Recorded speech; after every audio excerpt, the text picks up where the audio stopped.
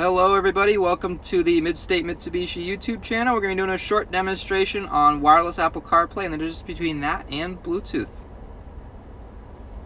Alright, so we are in the new 2022 Mitsubishi Outlander. We're going to be hooking up our wireless Apple CarPlay and kind of differentiating between the CarPlay and the Bluetooth because they are two different connections.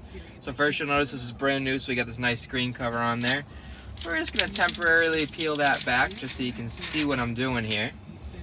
And now, if you go into this menu button over here, it's going to bring you right back to this home page. And we want to go down here into the little connection screen. So when we go into connections, you'll see no phones have been paired up yet. So it just says add new, there's no device list. I'm going to show you what that looks like after we get connected. Now, what we're going to do first, we want to go into your iPhone settings. And right here, you see where it says Bluetooth? We're going to click on the Bluetooth button.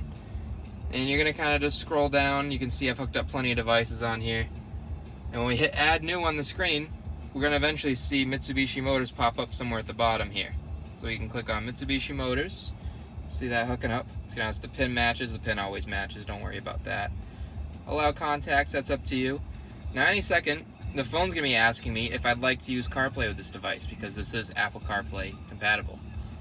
Here it is, the little alert says, would you like to use CarPlay? So we're going to say yes, because we'd like to.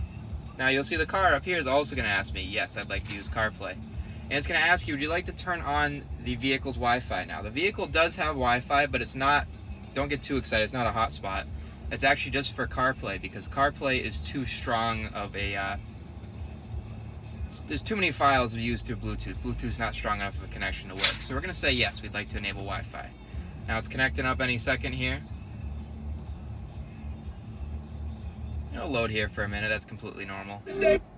And now the first thing that's going to happen is my Spotify and everything's going to come on because that's what I've been listening to on the way in here. But down here we got our little 8 dots, we can hit that and you can see that lovely Apple CarPlay screen up here. Got all my apps on here. You can see that I really never read my text messages, how about that? Now you can use Siri with all of this on here, whether that be for your Apple Maps. If you use Apple Music, you can use Apple Music with that through Siri. You can ask her to tell you a joke, you can ask her to text somebody, give you directions, how's the weather, how'd the Celtics do last night, anything like that.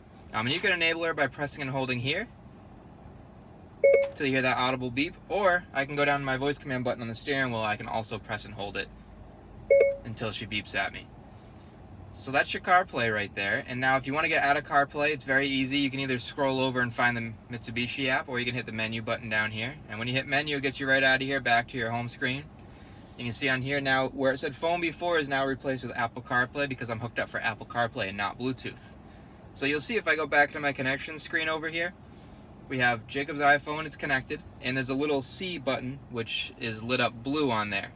Now next to it we have whited out buttons. We have the smartphone button and the music button. So the smartphone button and the music button are both referring to separate Bluetooth connections.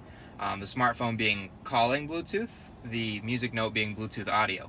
So if I wanted to switch from CarPlay, like say I had other people in the car and I didn't want them to see my text messages popping up and all that type of stuff, or if I just wanted to listen to music and not have to worry about the CarPlay stuff, I could hit the little music note right here. It's going to ask if I'd like to disconnect CarPlay. I'm going to say yes, I would. So now my phone is hooked up just for music and not for anything else.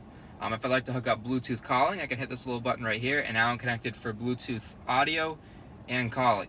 It's just like a regular Bluetooth connection. So now you'll see on here, Mitsubishi Motors, it is connected. Now if I were to activate CarPlay again, and go into CarPlay, you can see Mitsubishi Motors is no longer connected on there. But if I go back out in my settings and go into my Wi-Fi, it says my CarPlay is connected, CarPlay BC62. That's because, again, the car is using the in-car Wi-Fi network to display all of your data up onto the touchscreen because it's a little stronger connection than Bluetooth. And now I'm back into CarPlay. Now, occasionally you're going to get in the car and you'll see that your CarPlay is not working. You'll see the Bluetooth icons at the top. Like when I hook up my Bluetooth up here, you'll see any second it shows how much signal I have and what my battery life is on my phone up here. Bunch of display messages. So you'll see this pop up here, but your CarPlay will not be connected. That's because once in a while the Bluetooth connection prioritizes over the Wi-Fi connection. It just happens. It's technology. But if that ever happens, you go again back in your connection screen.